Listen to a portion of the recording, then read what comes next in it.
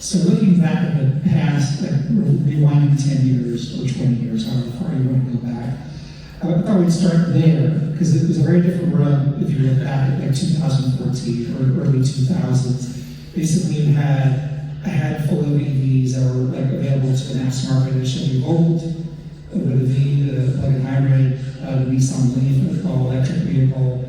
And then later on, you have, in a short time, you have the Model S. That was a few more years out.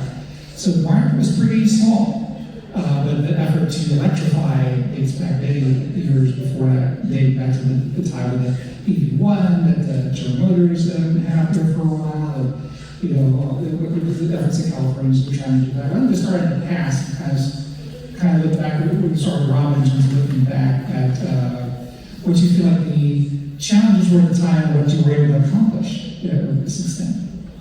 Okay, I'm going to the deeper past than you're talking about, because Virginia has been really, well, Virginia is a transportation state. If you think about it from the point of view of all the highways, we have beautiful highways with no billboards and all that stuff.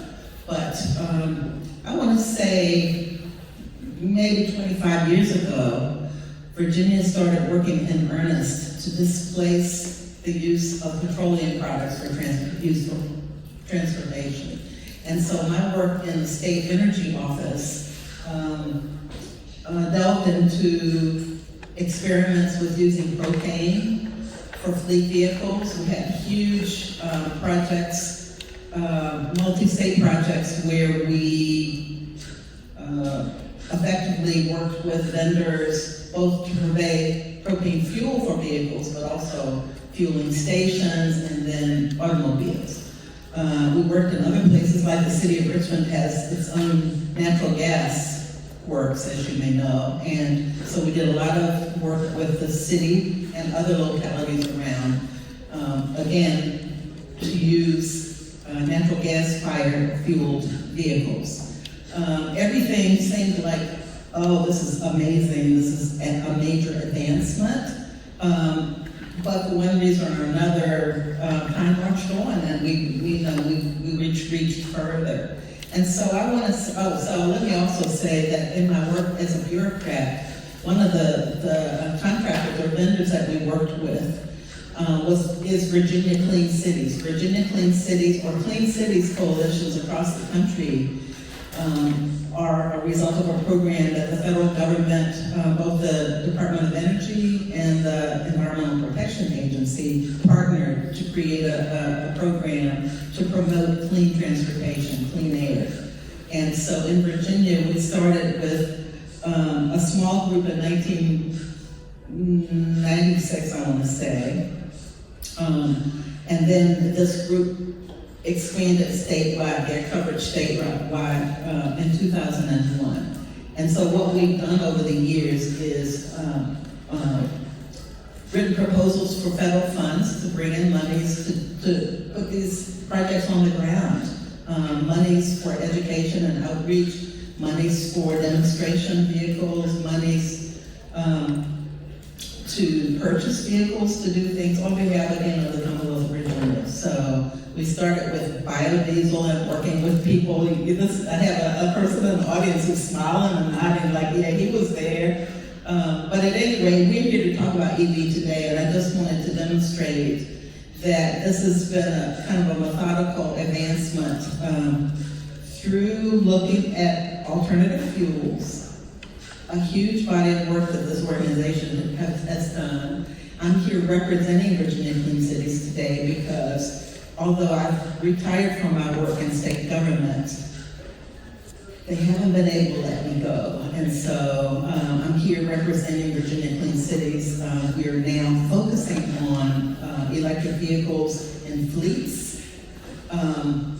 I just read a great article this week in the paper about how the U.S. Postal Service has now, after years of kind of beating the drum, they have now come out with their first fleet of electric mail delivery vehicles in someplace in Georgia, I think. They still are trying to only demonstrate it. I mean, everybody knows the direction that we're all headed, hopefully. But anyway, that's still an advancement. So I don't know what else I have notes here that I have not referred to during this time I'm talking, but one of the first things we did, for instance, in 2010 was to develop an electric vehicle plan for Virginia. Again, all of this is supported largely by federal funds. And you have to plan, you have to do demonstrations, you have to cajole in events, you have to educate, and we've been involved in a lot of that, or Virginia has been involved in a lot of that. But now, as you may know, serious money is poised to come down the line. And so you all, practitioners and other smart people, have to decide, how are we going to make the best use of this money? You've got to have the will. You've got to have the technology, you've got to have the availability of fuel or access to the fuel, and you've got to have the vehicles, many of which are out being demonstrated today. So I think I'll shut up now. Thank you.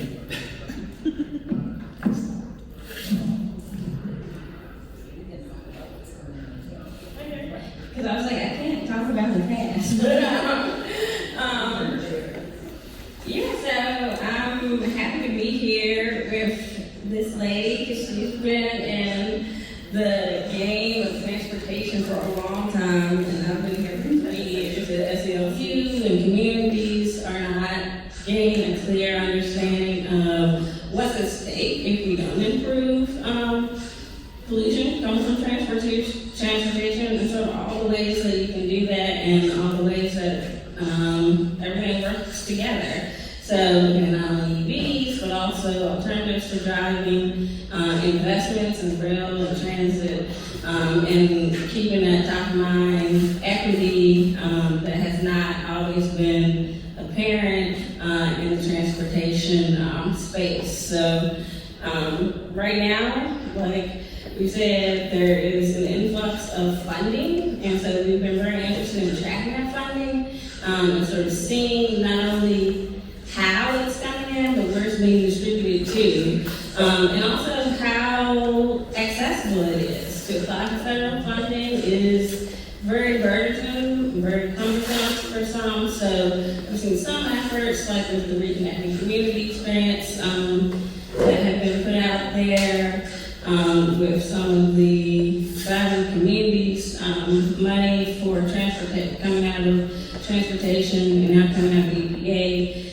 for projects, looking at how those efforts are hopefully giving communities a better shot at receiving funding and making it easier for them to apply, but also just with the other funding that's coming out, seeing how localities are really distributing that and using it. So yeah, we got a lot of money going on for sure. We have a lot of money that's coming into the space right now. And I think that's when sort of characteristic of the present times, so sort of a lot of investment from the federal government. Yeah, I was going to say, right, so I was going to pass to Jordan to talk a little bit about kind of the federal funding side of it too, and kind of what the opportunities are for that, and also the challenges, perhaps, all because with a lot of money kind of flows at once, sometimes managing that can be a challenge. So. Thanks, Charles, and thank you all for having me here today in air quotes. It's great that I'm able to participate virtually. I'm excited to talk about what the future holds for EVs in Virginia, especially as we stand at a critical juncture for both the Commonwealth and the country. So a little background on the Electrification Coalition. We've been working both here in Virginia and across the country to accelerate the transition to electric vehicles. Nationally, our work spans everything from streamlining permitting and codes to utility planning and ensuring federal dollars are directed towards projects that make a real impact on the ground. So what that means right now in Virginia, we're at an important moment in our electrification journey. We've seen steady growth in EV registrations, reflecting increasing consumer interest, and the region is starting to see the real benefits of federal investments, like those from the bipartisan infrastructure law, the Inflation Reduction Act and the CHIPS and Science Act. This sort of influx of federal money is not just about obviously increasing EV adoption, but it's also ensuring that we're building out the supply chain that is domestic and benefits the Virginia economy. Something that we're seeing in neighboring states and the Southeast and Mid-Atlantic is what we're calling the battery belts.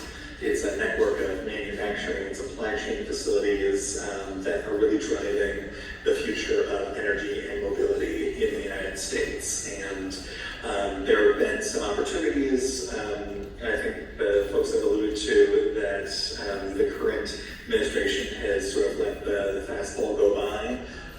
But it's important that looking ahead, there are several key areas where Virginia can still lead in electrification, and it starts with the reliability. The performance of our EV infrastructure will be a major factor in determining how quickly we scale up EV adoption, and uptime and reliability are going to be the key performance indicators moving forward. So the good news is that there's significant investment happening at the federal level to support this, and that Virginia can leverage these funds quickly and effectively to reap those rewards. So I'll pass on to other folks for more discussion, but happy to get into the nitty-gritty of what those policies actually look like on the ground in Virginia. Great. So a little differently than what we talked about, but I think I'm kind of get at it. So I would like each of you to kind of like talk about like one challenge and one opportunity. Because I feel like, I think sometimes if you just rely on what you see on social media or in local press, it's all negative, doom and gloom. EV sales are slowing, who's interested in these things, and catching up, all this negativity. When in fact, I think the reality is a combination of things. There's obviously challenges that are realistic, and then whether those are opportunities and benefits are bad. So each of you gotta go around and say one challenge and one opportunity. So I'm gonna start with Jordan this time and come back this way. All right, appreciate it. I would say that the biggest challenge, and the one that I think about a lot here at the EC, is around grid and utility planning. Where, of course, there's lots of money that we've been talking about for the chargers themselves, but there needs to be just as much thought and investment in the infrastructure that goes behind that meter. So that means investment in transformers, feeders, all the other technologies that go support grid enhancements that help enable this sort of massive build out that we're looking at. I think that really that's the direct link that we always try and draw. Like it's a if you build it, they will come scenario. Like as people see charger availability and that infrastructure is out there and supported and reliable, most importantly, that's going to really drive people towards electrification. And I would say that the opportunity that I would like to highlight is sort of at the local level. So like in the local Richmond area or wherever you're coming from, we can work with town councils and borough organizations and just like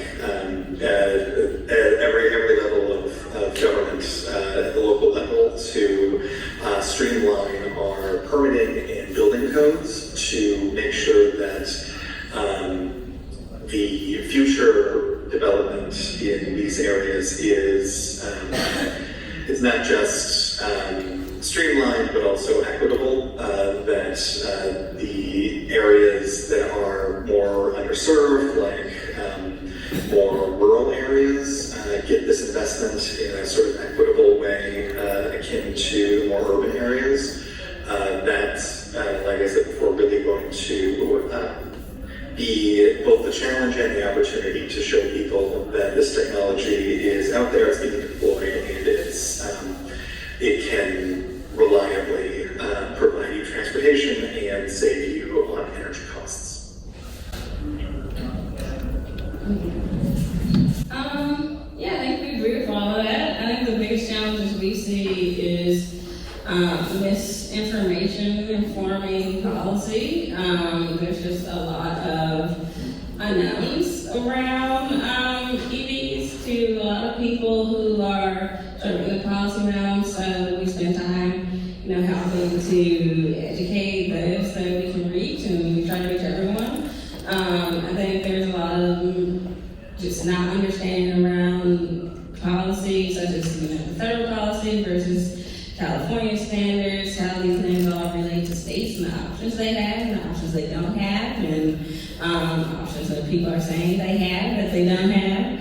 And then I think I agree that another huge challenge for us is the charging network and impact on the grid. And we see that being used as an excuse for continued reliance by new monopolies, the utility monopolies, Dominion, APCO, on gas, and pushing that forward in their planning.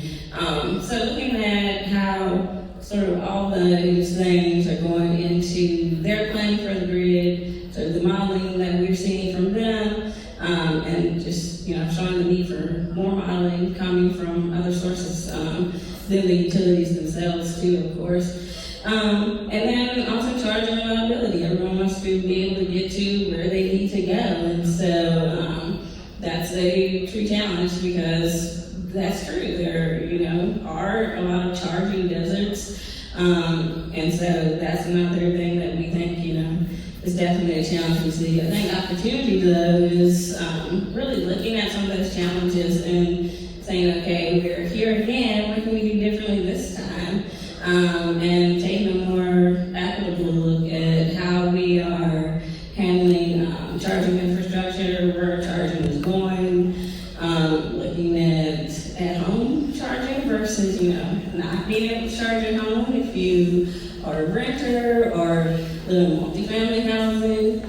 Everyone who lives in multifamily housing is not a renter. You can own a condo and technically live in multifamily housing and not have access to grids. So looking at how developers are planning these things out, and I kind of liken it to solar sometimes because solar, that was also, a lot of questions around how that would impact, people at an equity level when it came to intersecting transportation and housing and all these things. I think there's a chance for us to really look at it holistically and get it right. More than that? Yes. So opportunities. So one opportunity. One opportunity, one challenge.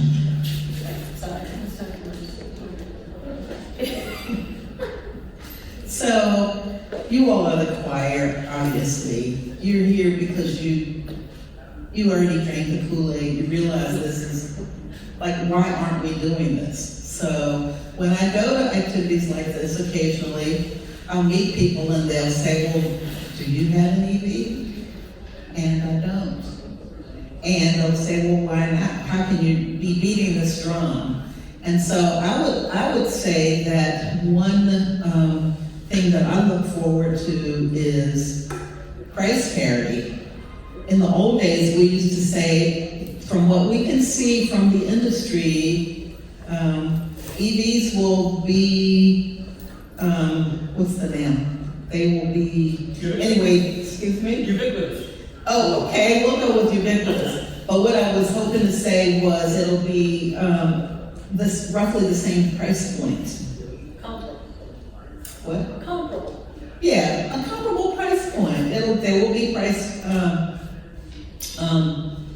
mind is- Parity. Parity, thank you, that was the word I was looking for, yeah. So, I think you talk about reaching all audiences. We've reached you, you're here supporting us, but there are a lot of others out there who, A, haven't drunk the Kool-Aid yet, or if they have, they're just not yet in a position where they can do anything about it. But you can see, it's interesting from my perspective, how we can see the whole thing moving forward, it's moving a little slowly, at least from some of our perspectives. But we can see the handwriting on the wall, and so I see our job or your job as being, okay, how can we keep things moving forward? That is, how can we make this technology affordable? How can we safely and responsibly secure the raw materials that will take to build this technology? How can we make sure everybody has a place to plug in when the plug-in time comes? How can we ensure the economic development that will enable people to have jobs to go and input this technology? I'm really today thinking about jobs and thinking about, there are all these smart people out there, and they can get training and they can get trained to kind of at least do the wiring that supports a charger. So that's an opportunity. I just happened to be at a talk the other night on the subject of museums, and found myself sitting next door to a guy who was here from Pennsylvania, and he was here that evening because he's on the governor's Workforce Alliance Coalition or something.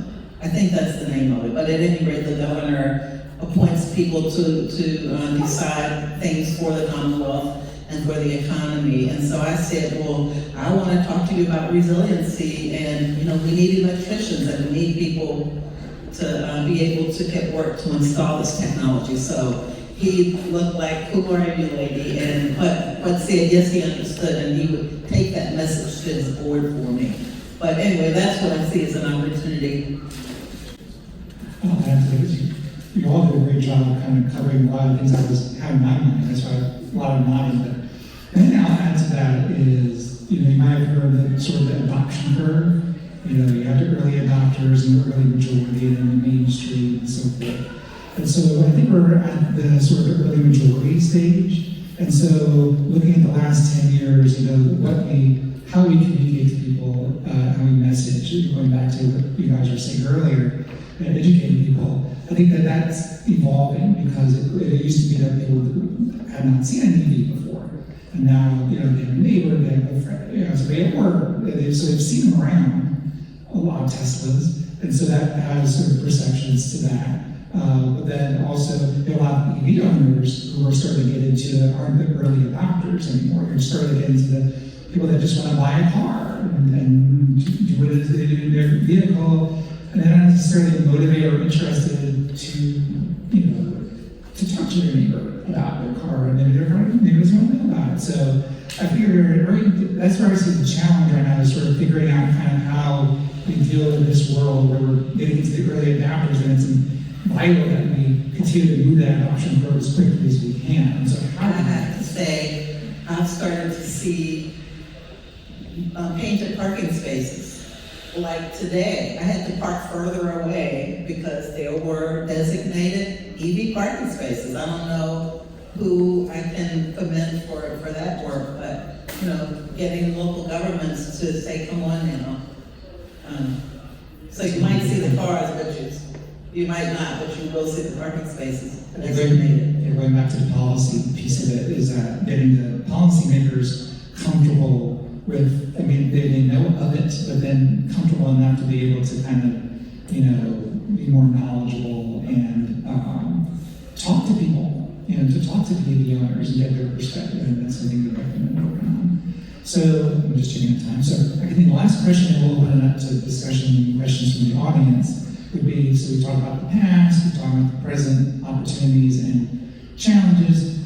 If you had to sort of look at your crystal ball into the future, let's say a lot of people talk about 2030, all these things are happening in 2030, the different automakers are going to be having sort of percentages of their sales, being electric vehicles, or that 2030 number seems big. So if you imagine, that's only 6 years from now. Yes. Wow. So 6 years from now, 2030, what do you see that future being, and what do we need to do now to get there? So we'll start this way. Okay, we need people. We need people who know how to maintain, repair, install this technology. We need that on the forward curve. We need it to be affordable. The price parity that I was struggling to talk about a moment ago, years ago when I first started in this EV world, I was told that price parity would happen in 2027. And so that's like 2 years from now. Now you're pushing it to 2030. I think that's realistic. You know, COVID came and supply chain issues happened and all that stuff. But theoretically, we're getting moving forward again and maybe some momentum. I don't know if I answered the questions. Okay, your answer was we need people. My answer is we need policy. So I think that we need more policy. I think we need people too, but the way to get those people to me is to have more policy around EVs and really pushing them forward that way, because that's how you're going to gain more access, have more coming to the state, more actual car options coming to the state at more price points. Figure out the tax incentive piece of it, the emissions piece of it, and so yeah, that's my answer. Do you see that future, like if you're looking at 2030, do you think we're going to be able to get there in terms of policies yet, or do we need some work to do? I think that depends on how things that are to come in the next few years. Are you feeling good about it though? Is it coming? Is it? I feel good about it in Virginia. That's all we can control. Right? All right, Jordan. Looking back 2030. Yeah, so I really appreciate the question.